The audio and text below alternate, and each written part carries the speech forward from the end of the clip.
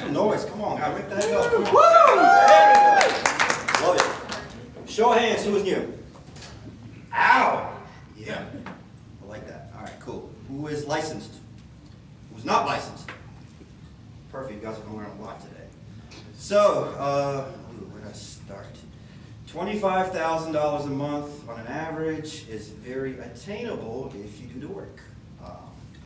As far as work ethic goes, just to give you a little bit of a background, I started this business in January of 2018. Zero life insurance experience, zero life insurance sales. Mainly, I came from a fitness industry. If you can't tell, I'm not going to flex. I did a lot of social media work. I did a lot of marketing on Facebook, traveled a little bit all over the country. So for me, getting exposed was not a problem. So I went to work. And I went to work with zero experience in the life industry. And how I did that was with the support of my mentor, Luke, back there. He spotted me some nice 2 to 3 year old leads. Go to work, buddy. All right, let's do it. So I went, I dialed, got my tail kicked. And when that happened, it stings hard. How many of you guys get discouraged when you get hung up on the phone and you don't book enough appointments or you get told no? A lot, right? So when that happens, what do? You either give up or you go to work. So I went to work, rolled up my sleeves, plotted a route, went to Google Maps. Knock, knock. Who was there? It's me, your agent. And that's how we started. We went to work by simply showing up to people's houses, showing up with the lead they filled out, and the momentum kept going. I issued about $30,000 off of 2-year-old to 3-year-old leads right out of the gate. My biggest one was a $330,000 annuity with $4,000 annual premium life business right out of the gate. Built some confidence, went to work. Did that for about 2 to 3 months, and I never spent a penny on leads because I had leads.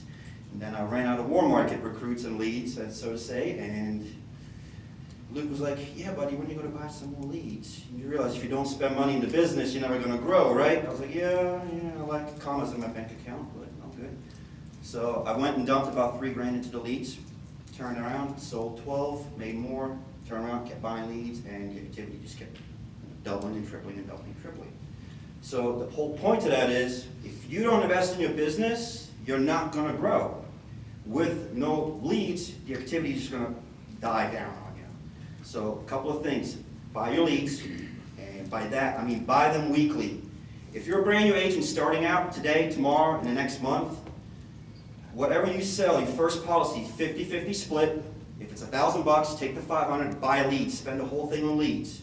Why? So you can keep rolling. If you don't keep rolling, you're going to fail. Your business is going to fail. I see a lot of new agents get hurt by that. My bills are behind. I got to spend it on all the bills. No, you don't. Call your bank, call your mortgage lender. They can work with you. For the next 30 days, you can outwork a situation. And I believe Mark Mead says it the best. You can always outwork your problems by going back to work. And how do you do that? Buy more leads. I don't care if you have $10 left in your bank account. Buy more leads. If I had $500 left in my account today, I'm buying more leads so I can go to work because I can make $5 grand off of $500 easily. Buy leads, hit the dials. Brad's a great example. 500 plus dials a week. I don't think anybody can compete with that, Brad. Congrats to you, man. It's awesome. But do the activity, do the dials, go to work, run your appointments. Full-time agents, 20, 25, 30 plus appointments a week, you can do it. Work your schedule. If you're part-time, you should be able to run 10 to 15 a week easily. I'm going to be honest with everybody. My last year, I ran part-time hours. I played around a lot because I never made that much money. And I actually paid $189K in 10 months. And that's just part-time hours, playing around. Still going to the gym twice a day. Because I was my own boss, I can just kind of put my hands in my pocket and walk around. So that right there taught me a lot of lesson because I know I can do better. And when this year kicked off, the momentum shifted completely. So everything changed for me, right? So we started recruiting, we started building. And now we have an agency. And this business opportunity is tremendous as long as you keep going to work. I mean, I can't express it. A lot of you can, get discouraged with certain things, certain events in life, life-changing events. It happens. I'll go through it all. There's days and weeks I slack. It's okay. It happens. But what can we do to avoid that so we don't harm ourselves financially? And that's simply by going to work. Prime example, I went to vacation last year. I took a 9-day trip to Germany. I went 3 days prior to that, and I wrote $17,000 in business in 3 days to prepare myself ahead. And here's the best part, and worst part at the same time. I'm on the plane, getting ready to take off, chargebacks. That's another thing, it will happen to you. Chargebacks will happen, but as long as you keep working, you can always outwork a situation in that aspect. So this business is a blessing. It's been great. It's changed my life. It can change everybody else's life. And all you gotta do is believe in yourself, build your confidence, go to work. From the moment you wake up, you clock in. You clock out when you go to bed. Your business won't sleep, especially when you have an agency that's being built. You're gonna have agents text you at 11 o'clock at night. Hey, this person got declined. Hey, what can I do? Be there for those agents. And for you new guys, whoever you're working with, reach out to them. The biggest mistake I made in the very beginning, going to that client's house, not calling my upline, not getting ink, and I'm hurting myself for days after days. So if you're at a table and you're struggling, call your upline. If you can't reach your upline, Telegram app, use it. It's on your phones. If you can't reach anyone on Telegram app, reach up to somebody else that's higher up. Doesn't matter, we're all in this together. Help each other out. Greg, I'll call you. Gavin, I'll call you more than once. Hey, what's this underwriting question? You know, utilize those guys. We're here to help you. So, but that's pretty much it on activity. Stay active, stay busy, just go to work. You know, there's going to be days you're going to slack off, but just go to work. It's that simple. Really, there's really not much to say about being active and doing it. And here's another thing I do want to touch base on before I finish. When I first started, I focused a lot on the dollar amount. And that means I have to make this amount of money, right, to survive. Because, for one, I never made that much money. My average income before this job was like $45K a year. And that's really pushing it, trying to make 45. On normal, I made like 30. So paying my bills was very important to me, so I focused on the dollar symbol, right? I was like, I gotta make $5 grand to survive. This is gonna help me with this, it's gonna help me with that, and so forth. Well, eventually, when you focus on the dollar, you can get off of track, and here's why. If you focus on your application counts the most, your dollar is going to fall right behind it. So get your apps in. If you're a full-time agent, there's no reason why you guys should not hit 10 apps minimal a week if you have enough appointments.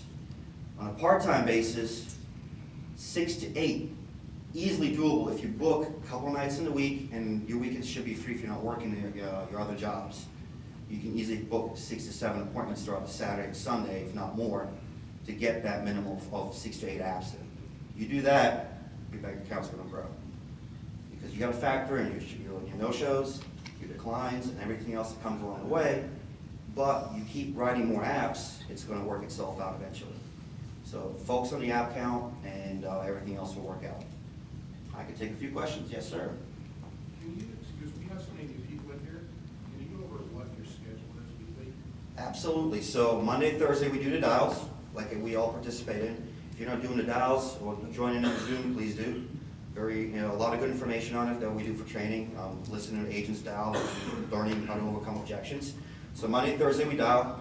Typically, if I dial on a Thursday or like a Friday, I'll try to book maybe a few appointments on Monday evening. I'm not afraid to run every day.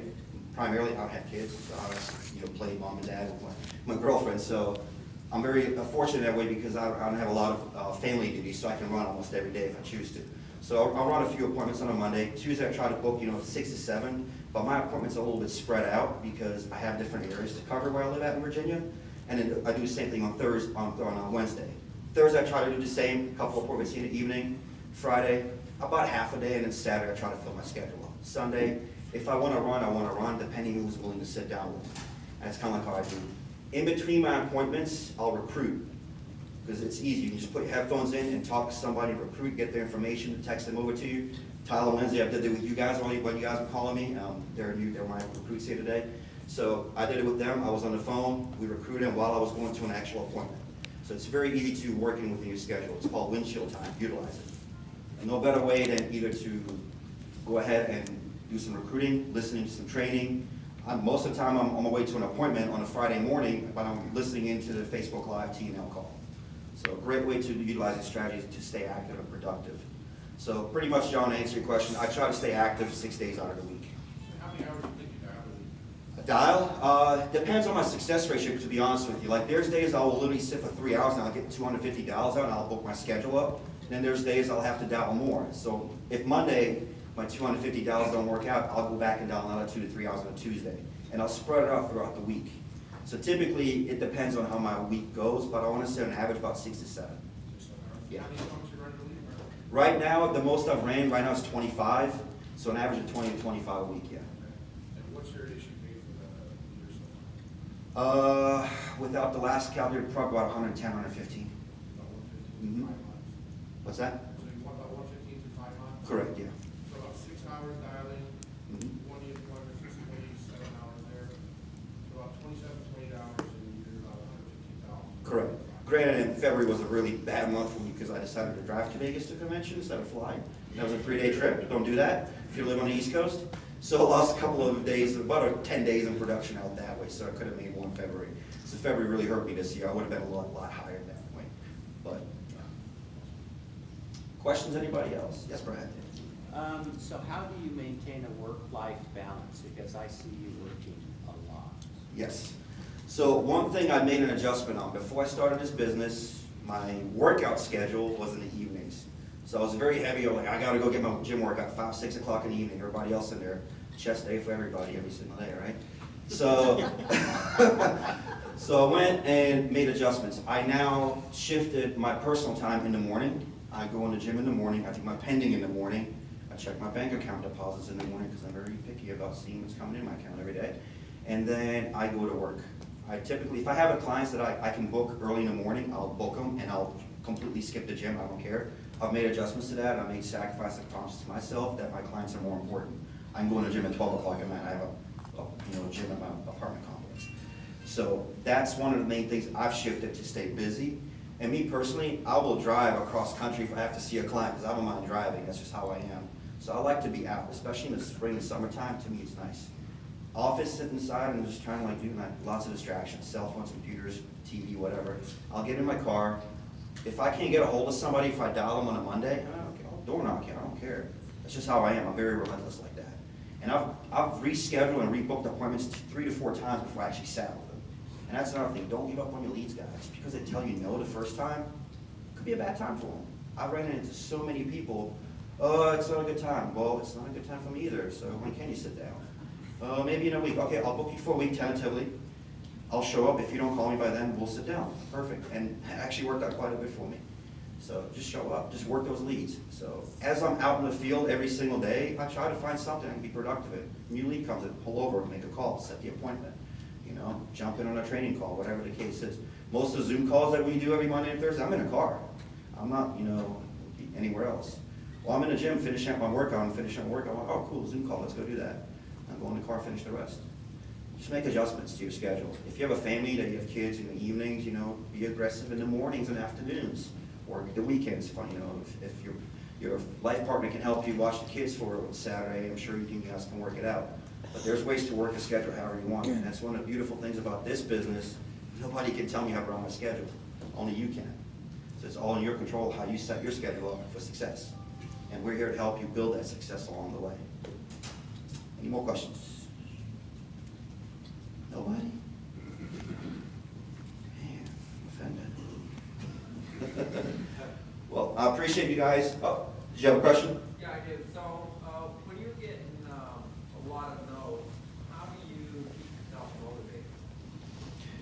So that's a good question, actually, Brian. So it happens so that it can sting when someone says no, or you can't help them out, or you can't get ink at the table, and you get that back to back to back.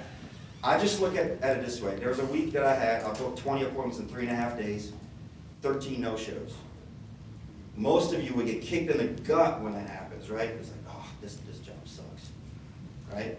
These leads suck. No, it's just that you need to finish the race. So I finished the race, knowing that there might be light at the end of the tunnel. Matt said it all the time, some of the best appointments are either late in the evenings or if you finish the race. So I finished the race, still sat with 4 people, made $5 grand. Just by going to work. So those are great days where, those days will test you to the very max of your potential. And we'll find out what you're all about, each individual. If you don't finish the race, what are you losing on? You lose on probably making more money, or you lose on not paying those bills, or whatever else. That promise you made to your loved ones that you're going to take on vacation with kids, take them to Disneyland, whatever the case may be. But by not finishing the race is when you're going to really, really hurt yourself. keep in mind, you're building a business, whether you want to be an independent producer for the rest of your life, or you want to build a team, lead from the front for yourself first. If you don't lead from the front for yourself, how are you going to lead for your agency and your team? So that's how I would say motivated. I know you talk about the importance of processing every lead. Yes. What is your process through a lead as far as, dialing, texting, emailing? I mean, what is your process? I want to say about 90% of the time, I just dial. And I'm personally, yes, technology, a lot of people text, and I've actually had success. I've booked appointments off text and I've closed them. I just don't utilize it as much, which I should probably, because there's probably more people that don't answer their phone I could probably get a hold of via text. Emailing, I don't do, because for me personally, I don't like to sit there and type emails up per each individual. Maybe I could copy and paste, but I'd rather pick the phone up. It's a lot quicker. So processing leads and processing them over and over and over until you get the amount of appointments. So a great example of what I do, I can buy 30 social insurance final expense leads. I can close 5, I'm gonna flip my 50-50, buy more, but I'm still gonna work those previous batches that I bought. The only way I'm gonna exhaust a lead is if they slam their door in my face and tell me to get the heck off their porch, or if I close it, or if I can't help them. Sometimes you can't help everybody.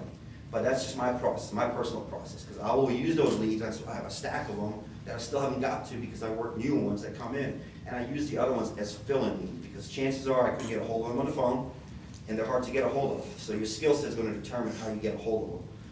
Are you willing enough to get out of your comfort zone and step in your car and say, okay, maybe I'll door knock them in between and see if they're home, or I'm just going to throw them away because you pay for them. I mean, it's your money you put into it. So that's a good kind of way how to process at least what I do with them. Yes? You spoke about dials and setting appointments. Yes. And then writing the application.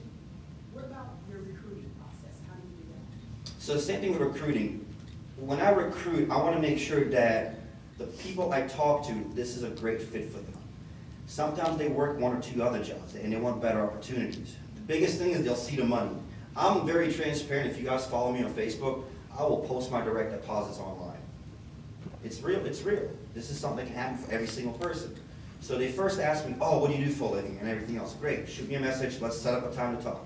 So I'll talk to them, I'll set up an interview, whether I'm driving or I'm home or whatever, and I'll find out some details about what it is that they're currently doing, how much free time do they have on their hands, and how much of a sense of urgency it will be for them to knock out the pre-licensing course within the next 14 days so they can go ahead and get their license.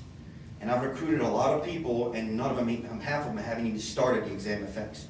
They just kind of sit back, and then 7 months later, oh, hey, I'm ready.